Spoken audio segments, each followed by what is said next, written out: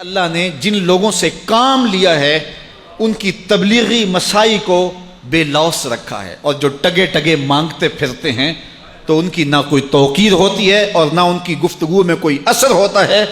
اس لیے ہمیں تبلیغی مسائی کو بے لوث رکھنے کا حکم دیا گیا ہے، اور رسول کریم صلی اللہ علیہ وسلم کی زندگی ہمارے سامنے گواہ ہے۔ اس کے باوجود حضور کی زبان سے یہ بات کہلوائی بھی، قُل لَا أَسْأَلُكُمْ عَلَيْهِ أَجْرًا، اے محبوب فرما دو اے لوگو تم سے میں کوئی اجر نہیں مانگتا، تمہارے تک پیغام حق پہنچایا، تمہیں دین دیا، تم بات سننا نہیں چاہ رہے تھے، میں تمہارے تک بات پہنچائی۔ اللہ اکبر، کانوں میں انگلیاں دے لیتے، اذیتیں کھڑی کرتے، مقاومتیں، مخالفتیں، نکتہ چیندیاں، ناموافق حالات کے جھکڑ، بچھے ہوئے کانٹے، پھینکے ہوئے کوڑے، کھدے ہوئے گڑے، طائف کے بازار، مکے کی گلیاں، کیا کچھ نہیں تھا، لیکن کہا کہ میں نے اس کے باوجود تمہارے تک پیغام حق پہنچایا، اس کا کوئی اجر نہیں مانگتا، کوئی صلہ نہیں مانگتا۔ الا المودۃ فی القربیٰ، ہاں ایک چیز تم سے مانگتا ہوں، اور وہ یہ کہ جو میرے قرابت دار ہیں ان سے محبت کرنی ہے، میری اطرت سے پیار کرنا ہے، میری اولاد سے تم نے محبت کرنی ہے، یہ ہے میرا تم سے مطالبہ۔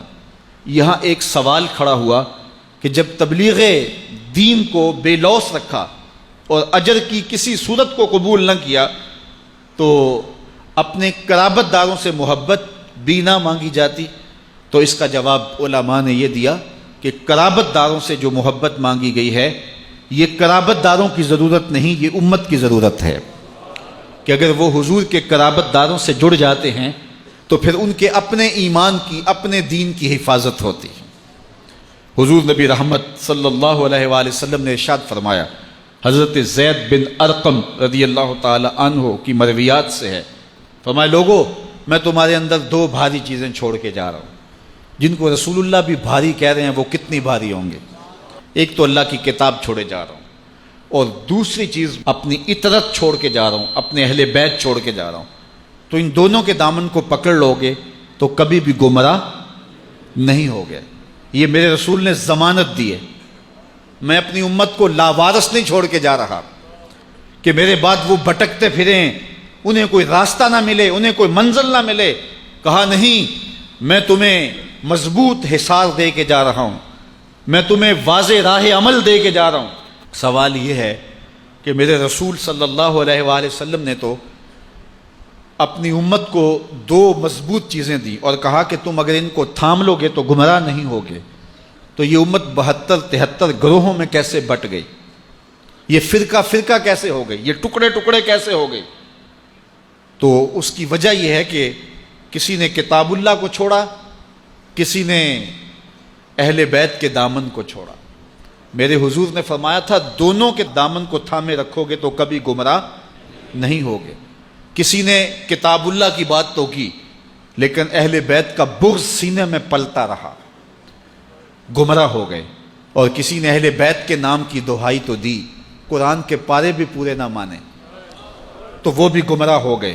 کامیاب وہ ہوئے جن کے ایک ہاتھ میں قرآن ہے، ایک ہاتھ میں اہل بیت نبوت کا دامن ہے، اور میں آپ کو مبارک دیتا ہوں، آپ کے ایک ہاتھ میں قرآن ہے، ایک ہاتھ میں اہل بیت نبوت کا دامن ہے، اور جو دونوں چیزیں ہاتھوں میں رکھیں گے کبھی بھی گمراہ، یہ میری دی ہوئی ضمانت نہیں ہے، یہ آمنہ کے لال کی دی ہوئی ضمانت ہے۔